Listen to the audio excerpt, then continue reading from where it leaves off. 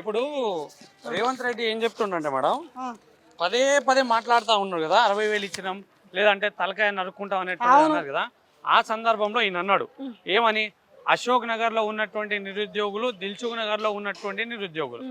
కానీ ఈయన కొత్తగా చెప్తా ఉండు, ఇందిరానగర్ అనేటువంటిది ఎక్కడుంది, ఇందిరానగర్ అనేటువంటిది ఎక్కడుంది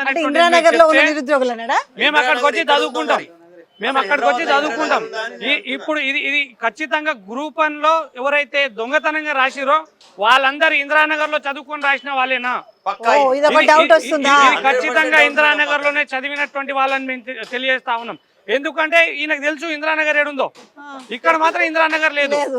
మాకు తెలిసి నిరుద్యోగులు ఉన్నటువంటి ప్రదేశం అయితే ఇందిరానగర్ అనేది లేదు.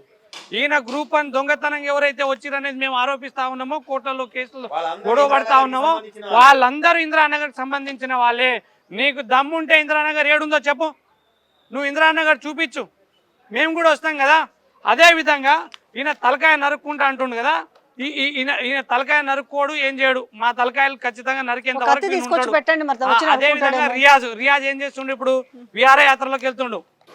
నీకు తెలివి ఉండాలరా నాయన, నువ్వు విహార యాత్రలోకి వెళ్తా ఉన్నావు, నువ్వు ఇక్కడ అందరూ మహాధర్నాలు అది ఇది అని మేము తిరుగుతా ఉంటే ఈయనకు మా మీద జాబ్ వచ్చింది కాబట్టి వీళ్ళు మంచిగా ఎంజాయ్ చేసుకుంటూ ఉన్నారు. అదేవిధంగా ఇంకోటి తెలియజేస్తా ఉన్నా, విద్యాశాఖ మంత్రి లేడు కదా, కనీసం బల్మూరి వెంకట్ నన్ను ఇవ్వండి, ఆయనకు తెలుసు మా బాధలు ఏందో, మా దగ్గరతో వచ్చింది ఆయనే కదా. విద్యాశాఖ మంత్రి బల్మూరి వెంకట్ కి ఇవ్వండి.